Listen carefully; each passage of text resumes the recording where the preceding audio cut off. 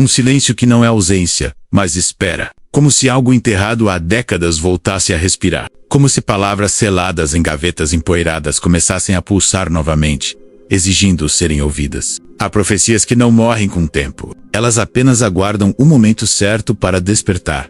Esta é a história de uma mulher que viu o invisível. Uma voz que atravessou gerações. E uma advertência que talvez nunca foi tão urgente quanto agora.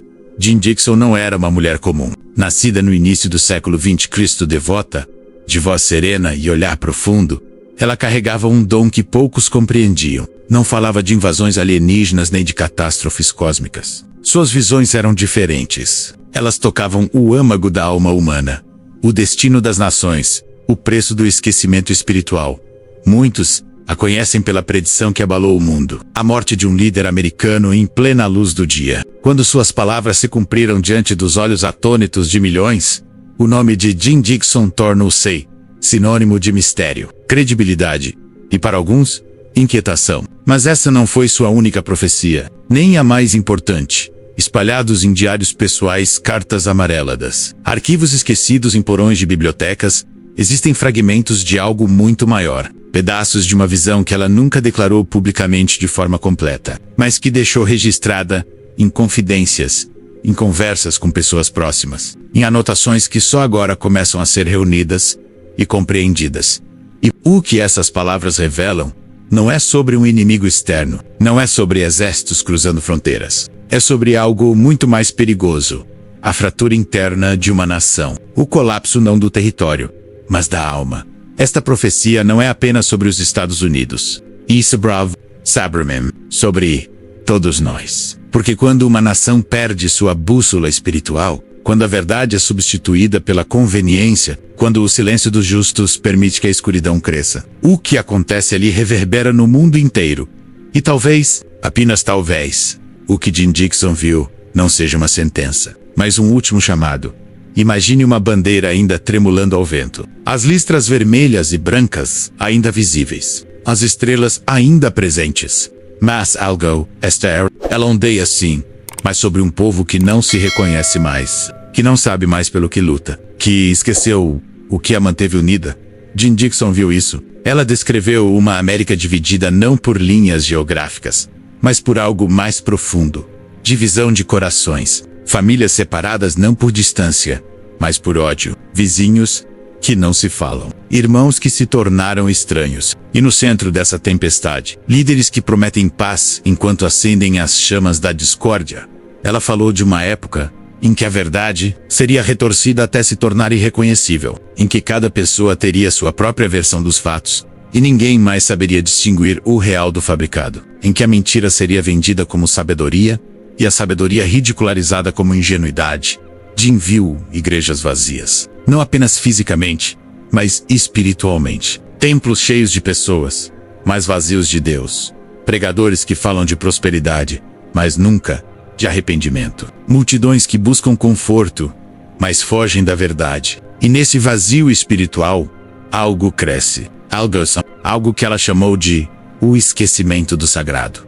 Ela escreveu sobre o medo sendo vendido como proteção, sobre liberdade transformada em licença para o caos, sobre o progresso apresentado como luz, mas sendo, na verdade, apenas confusão disfarçada de sabedoria. Entre os fragmentos recentemente descobertos, há uma frase que causa arrepios: a águia esquecerá como voar, porque deixará de olhar para o céu. O que isso significa? A águia, símbolo dos Estados Unidos, representa força, visão, elevação. Mas uma águia que não olha para o céu perde sua essência, torna-se presa ao solo, vulnerável, cega. Jean estava dizendo que uma nação que abandona sua base espiritual, que deixa de olhar para o transcendente, para o eterno, para Deus, inevitavelmente cairá. Não por fraqueza militar, não por crise econômica, mas por vazio de propósito. E há outro fragmento perturbador. Quando os justos se calarem, o mal não precisará gritar para vencer. Aqui reside uma das verdades mais dolorosas da profecia de Jean Dixon. O colapso não acontece porque o mal é forte. Acontece porque o bem é silencioso. Porque homens e mulheres de fé, de caráter, de integridade, escolhem não se manifestar. Por medo, por conveniência, por cansaço, O silêncio dos justos é o terreno mais fértil para a destruição. E Jin viu isso acontecendo. Viu pessoas boas cruzando os braços enquanto a injustiça avançava. Viu crentes ajoelhados em suas casas, mas ausentes das praças públicas. Viu verdades sendo apagadas sem resistência. E no meio desse caos, ela viu surgir uma figura, alguém carismático, alguém eloquente, alguém que promete unir o que está quebrado, curar o que está ferido, restaurar o que foi perdido. Mas Jim Dixon alertou: cuidado com aquele que vem vestido de luz, mas cujo coração é uma caverna escura. Ela chamou essa figura de o lobo envolvido em luz. Alguém que fala as palavras certas, mas serve aos propósitos errados. Que conquista multidões não pela verdade, mas pela sedução. Que oferece soluções rápidas para feridas profundas, sabendo que curas superficiais apenas escondem a infecção. E a profecia é clara: essa figura não unirá, dividirá ainda mais, porque sua promessa não vem de Deus, mas do engano. A lição aqui é devastadora. Não confie no carisma. Não se deixe levar pela eloquência. O caráter importa mais do que as palavras. A integridade pesa mais do que a popularidade. E um líder sem Deus, por mais brilhante que pareça, conduzirá seu povo ao abismo. Jim Dixon também falou de sinais, não como adivinhação, mas como chamados espirituais, alertas do céu para uma humanidade distraída. Ela mencionou convulsões na natureza, não necessariamente terremotos ou furacões, mas eventos que fariam as pessoas pausarem e questionarem. Fenômenos que não poderiam ser explicados apenas pela ciência. Coisas que forçariam até os céticos a olharem para cima. Ela viu crises sociais se intensificando, não apenas protestos ou manifestações, mas rupturas profundas no tecido da sociedade. O colapso de instituições que pareciam eternas. A queda de líderes que pareciam intocáveis. Escândalos entre elites que chocariam até os mais cínicos. Mas Jean não via isso como castigo. Ela via como misericórdia, como sacudidas necessárias para acordar um povo adormecido, como últimas oportunidades antes que fosse tarde demais. Porque no coração de sua profecia há esperança. Sim, ela viu destruição. Viu caos, viu trevas, mas também viu luz. Pequenas, porém firmes. Um remanescente fiel, um povo que não dobraria os joelhos diante do engano, que não venderia sua alma por segurança ou conforto. Jim Dixon falou de um despertar espiritual, não nas grandes catedrais, mas nos lares, não nos programas de televisão, mas nos corações humildes, não nos palanques, mas nos joelhos. Ela viu homens e mulheres comuns, sem títulos ou plataformas, tornando-se chamas vivas, pessoas que escolheriam a verdade, mesmo quando custasse tudo, que orariam quando outros zombassem, que amariam quando outros odiassem, que permaneceriam firmes quando o mundo desmoronasse. Esse remanescente, segundo Jim, seria pequeno, mas seria suficiente, porque Deus nunca precisou de multidões, ele sempre trabalhou com os fiéis, e há uma instrução clara deixada por ela. A proteção espiritual não vem de bunkers ou estoques de suprimentos, vem de uma vida alinhada com o céu. Vem do silêncio interior, da integridade, do discernimento. Jim Dixon aconselhou: fortaleça sua casa sobre a rocha, não sobre a areia das opiniões humanas. Busque a Deus enquanto pode ser encontrado, porque haverá dias em que a confusão será tão grande que apenas aqueles com raízes profundas permanecerão de pé. E há o fragmento mais perturbador de todos. Entre as anotações de Jim Dixon, existe uma menção a 3 dias de escuridão. Não escuridão física apenas, mas espiritual. Dias em que a presença do mal será tão densa que será quase palpável. Dias em que o desespero tentará sufocar até os mais fortes. Ela não deu detalhes sensacionalistas. Não descreveu horrores desnecessários. Mas deixou claro: haveria um período de provação intensa. Um tempo de purificação. Um momento em que cada alma seria testada ao extremo.